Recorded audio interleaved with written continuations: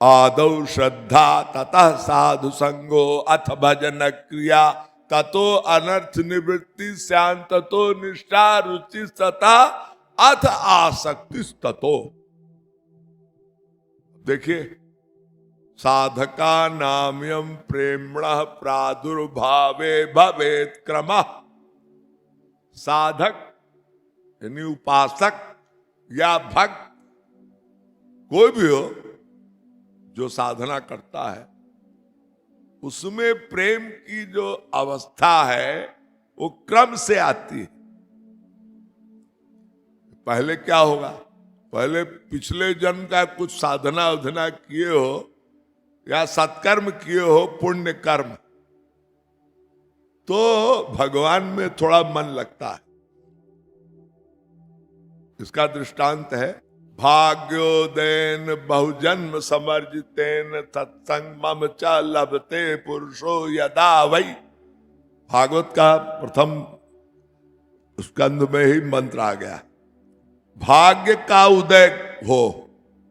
जैसे मैंने अभी आगम शास्त्र मंत्र बताया ना, साधना अभिनिवेश से तो सबको भगवान का प्रेम मिलता है, लेकिन गुरु और कृष्ण से जब वो अवतार लेते हैं तब बिरले को मिलता है।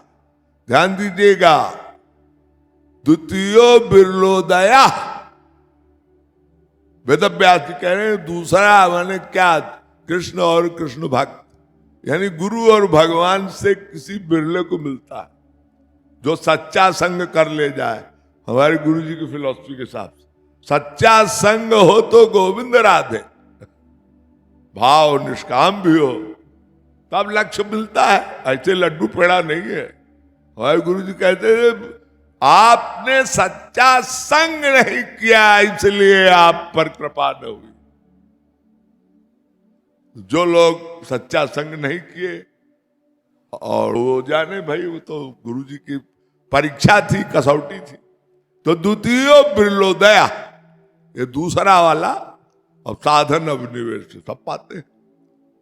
तो साधना का जो भाव बताया है, आदौ जन्मांतर सहस्रेषु तपो ध्यान समाधि भी नराणाम क्षीण पापा नाम कृष्ण भक्ति प्रजायते। भगवान वेद व्यास कहते हैं भाई, सहस्त्र जन्म तपो ध्यान समाधि भी, ध्यान समाधि कीर्तन तप सदाचरण युक्त मन से भक्ति किया हो तो इस जन्म में भी भगवान श्री कृष्ण की भक्ति में मन अपने आप लगने लगता। हम लोग तो लगाते हैं ना, किसी किसी का लगने लगता है स्वाभाविक। अरे अभ्यास हम लोग क्या करते हैं, साधना हठ योग करते हैं। हम लोग जो साधना कर रहे हैं हठ योग, मैं नहीं मानता कि सहज योग। ये तो भक्ति जब मिलेगी, भक्त्या संजातया भक्त्या एवं कुरुअति भक्तिम कृष्ण कथानुग्रहोत्पन्ना समुदेत सूक्ष्म भक्ति।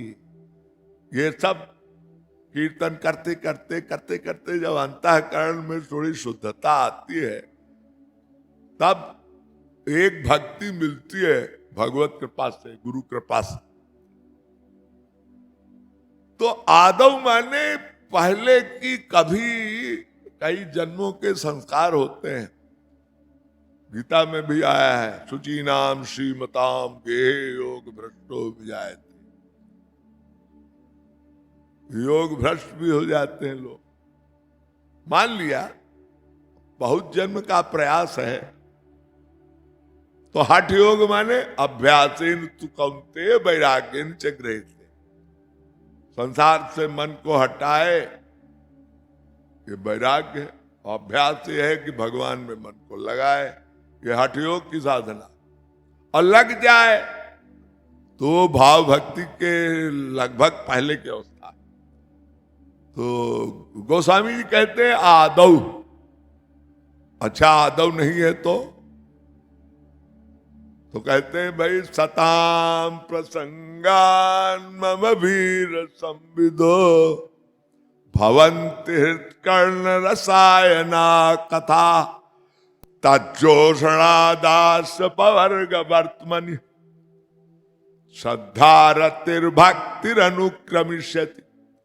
सत्संग में जाते रहो भैया, एन केन प्रकारेण भगवान नाम कीर्तन कहीं हो कहीं जाओ।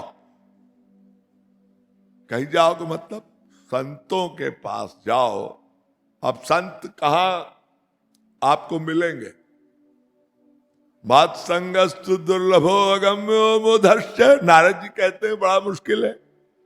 तो फिर भी महाप्रभु गौरांग कहते हैं कि नहीं भाई, सत्संग कोई कहीं भी मिल रहा हो लाभ लो।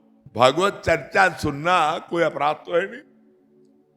अब कोई सुनावे वो अलग बात, लेकिन महापुरुष के या गुरु के थ्रू कोई चर्चा सुनना अपराध नहीं है। अब महापुरुष ऐसा तो है नहीं कि पृथ्वी में कोई महापुरुष है ही नहीं। आपकी आंख नहीं है, अगर आंख नहीं भी है तो जहां ये लगे कि हाँ भाई इसके भजन में कीर्तन में हमें थोड़ा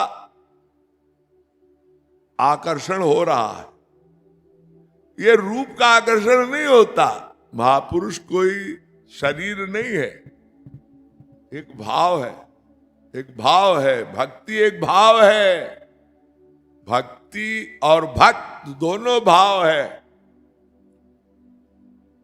न काष्ठे विद्यते देव, किसी रूप में शक्ल में उसमें भगवान नहीं रहते। भावे ही विद्यते देव तस्मात् भाव समाज्यते, एक भाव है। तो भक्ति करना है तो कहीं सत्संग करो आप। अरे 2-4 लोग बैठ के राधे राधे करो। और लीला वगैरह अगर कहीं कोई कथा कोई कर रहा हो तो सुनने में कोई पाप नहीं है। सिद्धांत तो गुरु का रखो, लेकिन भगवान की लीला आदि में मन को लगाइए, यही साधना है। तभी तो गोस्वामी जी कह रहे हैं कि आसक्ति तद गुणाख्याने। इसी मंत्र की व्याख्या मैं कर रहा हूं। आसक्ति तत् माने तत् ब्रह्म भगवान, गुण माने उनके महात्म का, आख्यान माने उनकी लीला और उनकी कथा का चिंतन करो और प्यार पैदा करो। आसक्ति माने प्यार, उद्दीप अवस्था, उद्दीपन मतलब एक रागानुगा के आगे की अवस्था है।